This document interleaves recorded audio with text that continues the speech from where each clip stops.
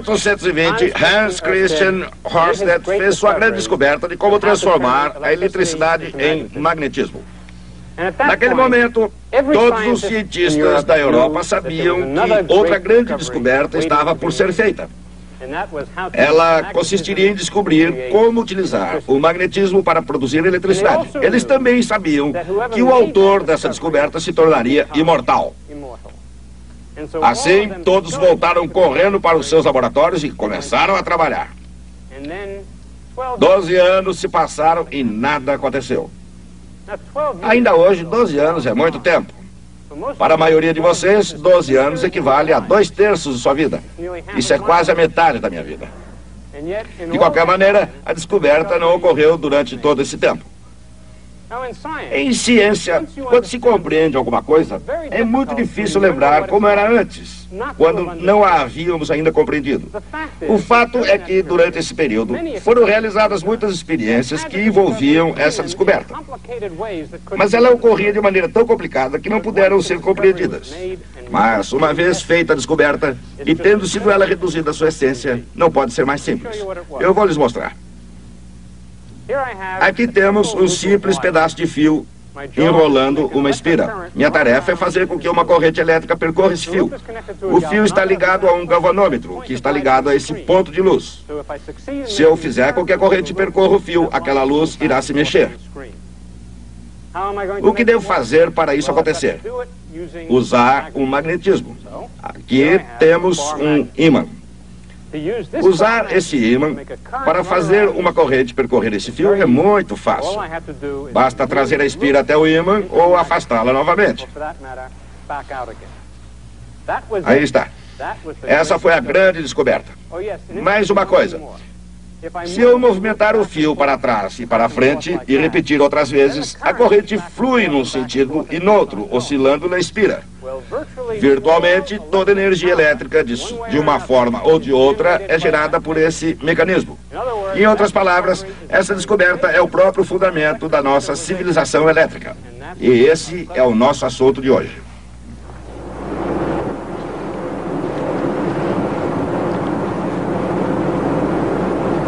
Sem energia, as civilizações não chegam a lugar algum, nem mesmo em círculos. Mas com um vento forte e constante e uma máquina relativamente simples, uma fonte interminável de energia pode fluir praticamente em qualquer lugar. E uma vez convertida em eletricidade, produzir aquilo que os antigos provavelmente jamais imaginaram.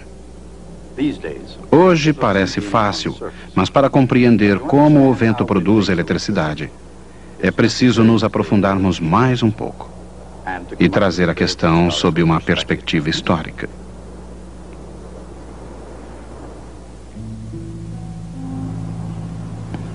Os holandeses são mestres em matéria de moinhos de vento. A Holanda tinha mais água e menos terra cultivada do que necessitava. Assim, a necessidade tornou-se mãe da invenção, e os holandeses aprenderam como ninguém a utilizar os moinhos de vento para transformar o delta do Reno em terras secas e cultivadas.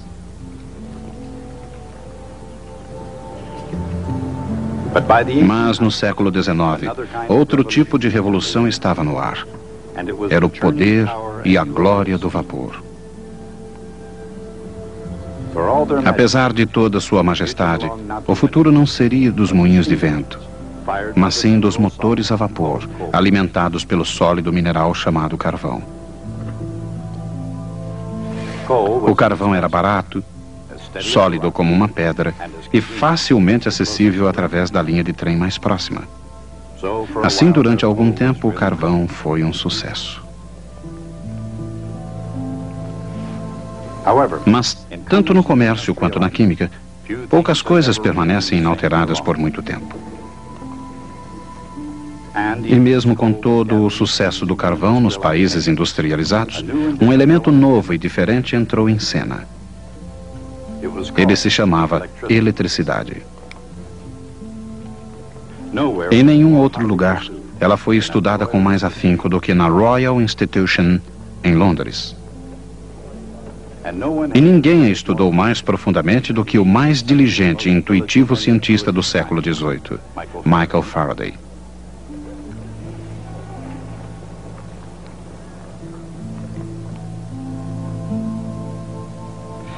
Ele investigou os mistérios da ciência, pois para ele, os tijolos da natureza foram criados juntos com uma unidade fundamental.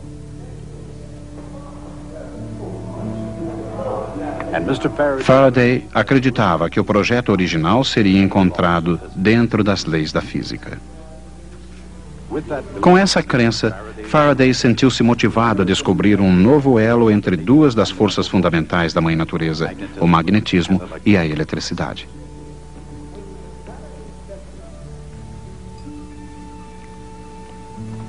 Sua busca teve início em 1821 com a descoberta de Hans Christian Ørsted de que o fluxo de uma corrente elétrica produz um campo magnético.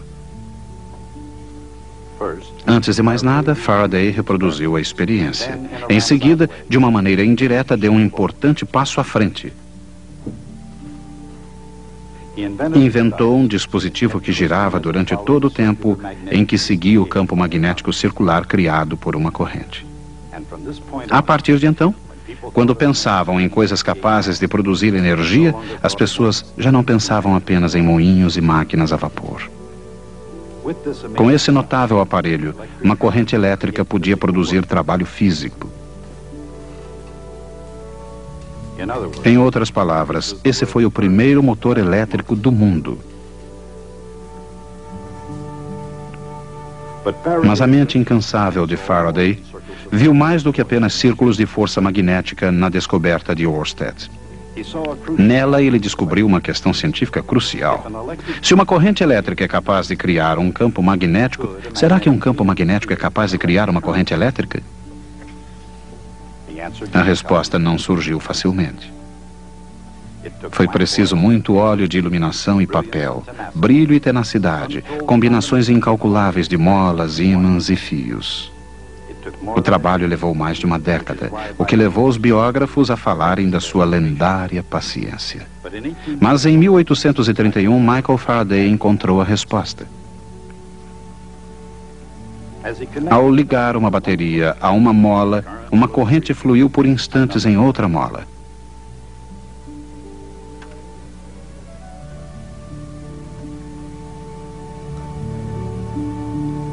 Ele havia encontrado a resposta.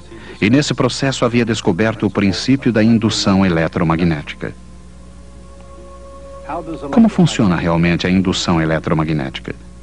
Em outras palavras, como pode um campo magnético conduzir uma corrente elétrica ao redor de um circuito?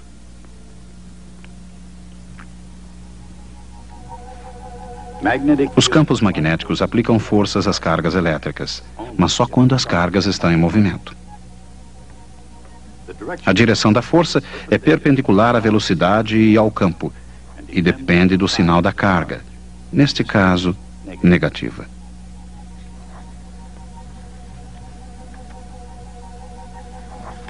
Por exemplo, as cargas podem ser elétrons num pedaço de fio.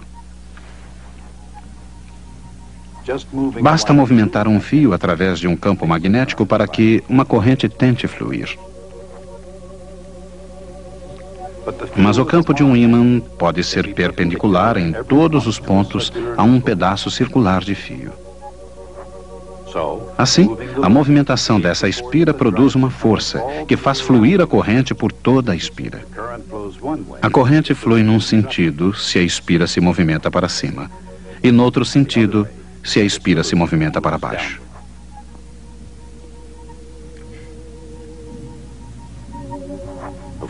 Naturalmente, uma corrente também flui quando a espira está imóvel, desde que o ímã se movimente num sentido, se o ímã se movimenta para baixo.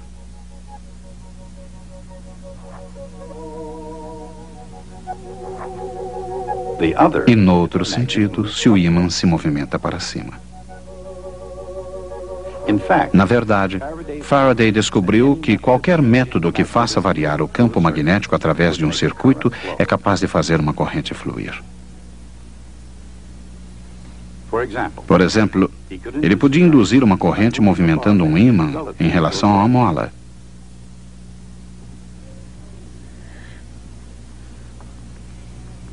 Quando Faraday ligou uma mola a uma bateria, o súbito aumento do campo magnético induzia um impulso de corrente em outra mola. Essas ideias podem ser expressas em termos de fluxo magnético.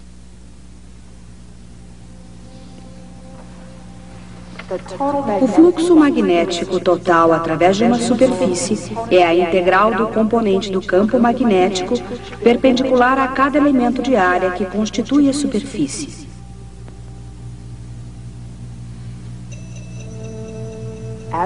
Quando uma espira se movimenta através do campo de um ímã, o fluxo através da espira se altera constantemente. A variação do fluxo faz com que uma corrente flua como se impulsionada por uma voltagem. Essa voltagem, conhecida como força eletromotriz E, é igual a menos a taxa de variação do fluxo magnético através da espira. Essa é a chamada lei de indução eletromagnética de Faraday.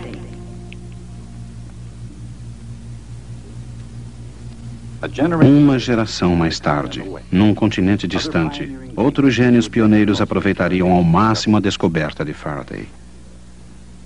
Seus nomes foram Thomas Edison e Nikola Tesla.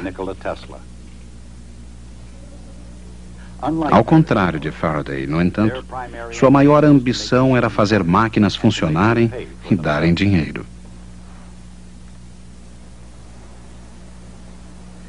Edison pressentiu grandes lucros com a eletricidade, mas para obtê-los ele precisaria iluminar Nova York.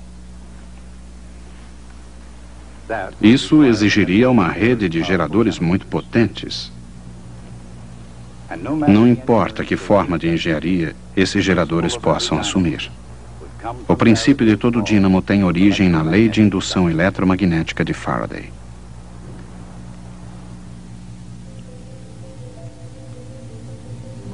Girando uma espira num campo magnético constante, estamos alterando constantemente o fluxo através da espira. A voltagem e a corrente resultantes são sinusoidais, fluindo primeiro numa direção e depois na outra. Utilizando elaborados contatos corrediços presos a espirais giratórias, Edison pôde compensar as oscilações de voltagem, obtendo uma corrente que corria sempre na mesma direção a partir dos seus geradores. Tesla acreditava que o sistema de corrente contínua de Edison era caro e ineficiente e que correntes alternadas ofereceriam um melhor desempenho. Mas, de qualquer maneira, contínua ou alternada permanecia uma questão. Em que direção flui a corrente induzida?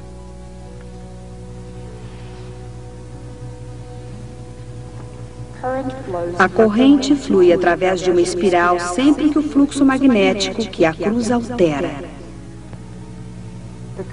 A corrente flui numa direção quando o fluxo se reduz e numa outra quando o fluxo aumenta.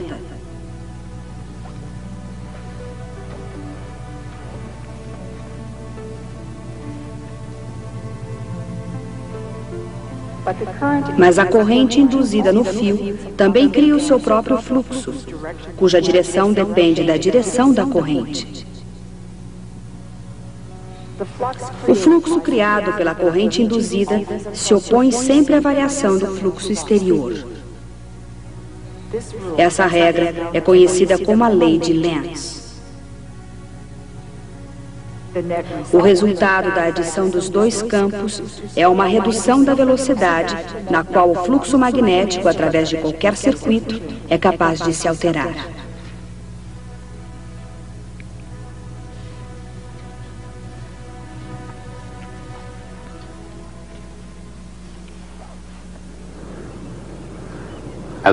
Com o aumento da importância da energia elétrica, a lei de Lenz não reduziu o índice de velocidade de mudança do progresso tecnológico. E os motores a vapor não saíram de cena, pelo menos durante muito tempo. Motores acionados por carvão e óleo continuaram a movimentar geradores e a criar a energia elétrica.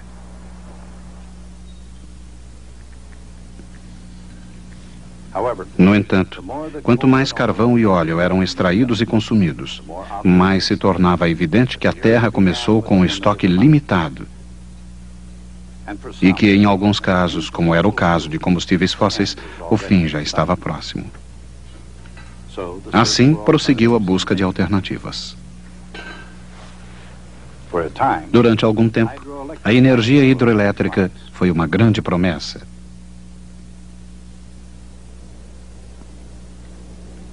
Mas nessa busca de uma fonte de energia limpa, eficiente e abundante, nem todos os rios do mundo juntos produziriam o suficiente.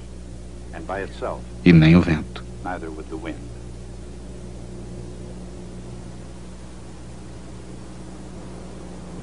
Mas, juntamente com a energia geotérmica e solar, o vento oferece uma energia barata e descentralizada, capaz de dividir a carga com as usinas geradoras centralizadas tradicionais. Aproveitando-se da moderna tecnologia, esses moinhos são muito mais eficientes do que os moinhos holandeses de alguns séculos atrás. De qualquer maneira, quer a energia elétrica venha do vento ou da água, da força nuclear ou do carvão, ela é gerada de acordo com o princípio da indução eletromagnética. E o mesmo princípio desempenha um papel em qualquer circuito onde seja usada a eletricidade. Uma corrente elétrica em qualquer circuito produz um campo magnético que, ao ser variado, induz uma corrente no mesmo circuito que se opõe à mudança. Esse fenômeno é a autoindução.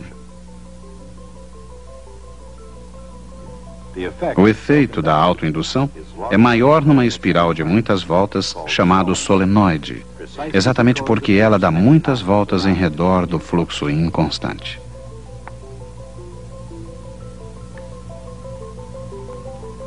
É por isso que um solenoide é utilizado como um símbolo de autoindução num circuito elétrico, onde o indutor pode ser um elemento com um resistor ou condensador.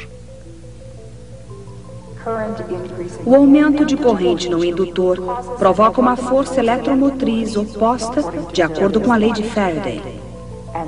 E como o fluxo é proporcional à corrente que o produz, essa força eletromotiva é igual a menos a constante L vezes a velocidade de variação da corrente. L é a indutância do elemento do circuito.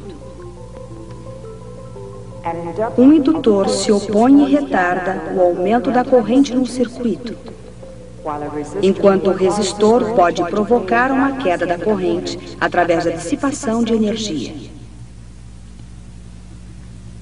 Mas, indo além dessas preocupações práticas, qual seria o valor da teoria de Michael Faraday? Ao contrário de um motor, não é algo simples e óbvio. E ao contrário de qualquer máquina, não é algo a que se possa dar um preço. Na verdade, o valor da indução eletromagnética vai além da economia tecnológica.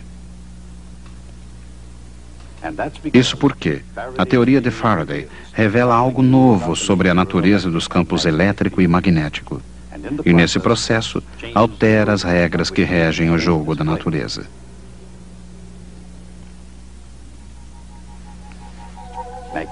Os campos magnéticos circulam, mas não convergem para um ponto. Os campos elétricos convergem para um ponto, embora não circulem jamais.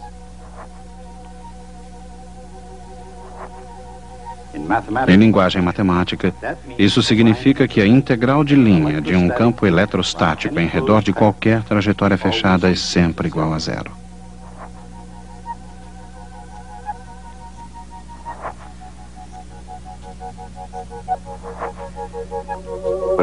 Mas quando o fluxo magnético através de uma espira se altera com o tempo, ele cria uma força eletromotriz em torno do fio.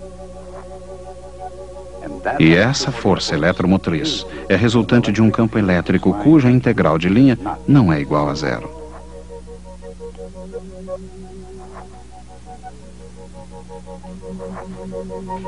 Em outras palavras, existe uma maneira de fazer os campos elétricos circularem.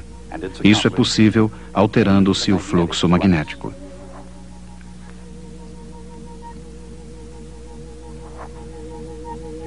Quando Faraday descobriu que um fluxo magnético inconstante podia fazer um campo elétrico circular, ele estava acrescentando um dado extraordinário às leis da eletricidade e do magnetismo.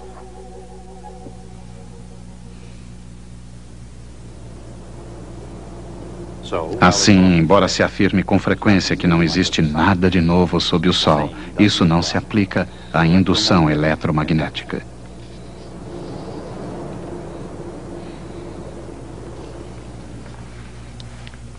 Gostaria de mostrar a vocês algo realmente extraordinário.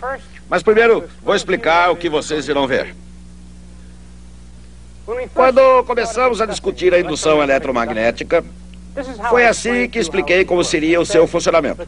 Disse que o fio se movimenta através do campo magnético e que, em virtude do movimento do fio, as cargas no seu interior ficam sujeitas a uma força que faz com que a corrente se movimente. Mas quando finalmente formulamos a lei de Faraday, descrevemos o que acontece de maneira bem diferente.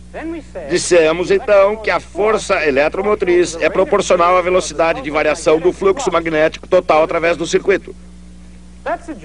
Isto sugere que a experiência poderia ter sido feita de uma outra maneira. Poderíamos ter utilizado um solenoide, um enrolamento helicoidal como esse, no qual o arame dá muitas voltas. Se passarmos uma corrente através desse enrolamento, ela cria um campo magnético nessa direção. Se pusermos uma espira em torno desse solenoide e o ligarmos a um galvanômetro, quando ligarmos o solenoide, o fluxo através da espira irá aumentar, embora não tenha havido jamais qualquer campo magnético na posição da espira. De acordo com a lei de Faraday, o galvanômetro deveria saltar. Vocês poderão dizer que o campo magnético na posição do arame não é realmente zero, pois o fluxo magnético que atravessa o solenoide precisa voltar para o lado de fora. O que significa que existe algum campo magnético do lado de fora. Podemos resolver o problema pegando o solenoide e dobrando na forma de uma rosquinha ou toroide. Essa é a aparência do toroide. Ele possui alguns enrolamentos de metal e quando uma corrente atravessa esses enrolamentos, linhas de fluxo magnético passam através do toroide e se fecham sobre si próprias, sem jamais ir para o lado de fora. O que significa que o fluxo magnético do lado de fora de um toroide é realmente igual a zero. Agora, se tomarmos uma espira e passarmos através da rosquinha e a trouxermos de volta e ligá-la com o galvanômetro, quando ligarmos o toroide, o ponteiro do galvanômetro deverá saltar, mesmo que o campo magnético na posição da espira seja exatamente zero. É isso que eu pretendo demonstrar. Aqui temos um toroide. Quando ligamos o toroide através desse interruptor, haverá fluxo magnético do lado de dentro, mas não haverá qualquer campo magnético do lado de fora. A espira ainda está ligada ao galvanômetro. Sabemos que se houver um campo magnético ligado neste arame, o galvanômetro irá saltar. Podemos colocar a espira sobre o toroide. Agora o ligamos e o galvanômetro não sai do lugar. Quando ligamos o interruptor, absolutamente nada acontece. Mas, se tomarmos esse arame e o introduzirmos na rosquinha, o resultado é completamente diferente. Abrimos o fio, passamos pelo meio, atando novamente. Mesmo não havendo campo magnético na posição do fio, quando ligamos o toroide, o galvanômetro irá saltar. Observem. Aí. Quando desligamos, o mesmo acontece. Essa é a essência da indução eletromagnética. Mas gostaria de mostrar a vocês uma outra coisa sobre indução eletromagnética. Esse pêndulo. Este é um pêndulo comum, mas com um pedaço de cobre na extremidade. O cobre oscila entre os polos de um eletroímã. O ímã não está ligado no momento. Se estivesse, o cobre oscilaria dentro do campo magnético. Então, devido à indução eletromagnética, correntes elétricas seriam induzidas e fluiriam no cobre. Sempre que correntes atravessam um pedaço de metal, isso produz um aquecimento. ocorre uma perda de energia. De onde vem a energia? O único lugar possível é da oscilação do pêndulo. O pêndulo deverá ter seu movimento reduzido quando ligamos o ímã, o que podemos fazer com esse interruptor. Vamos fazer com que o pêndulo oscile novamente e entremos no ritmo da oscilação. Quando acionamos o interruptor, podemos detectar que o pêndulo reduz seu movimento. Vamos lá. Vamos fazê-lo oscilar novamente. Agora vamos ligar o interruptor. Observem. Olha aí. Aí. Viu? Perceberam? Gostaria de mostrar ainda uma outra coisa para vocês. A indução eletromagnética pode não apenas fazer parar um pedaço de metal, mas pode também fazer com que volte a se movimentar. O metal não gosta de um campo magnético constante e forte, como esse que temos aqui. Se colocarmos esse anel de alumínio no campo e o ligarmos, o alumínio salta quando é ligado. Ó, vamos ver. Assim, ó. Aí, tá vendo? Olha, não podemos fazer melhor do que isso, né? Até a próxima.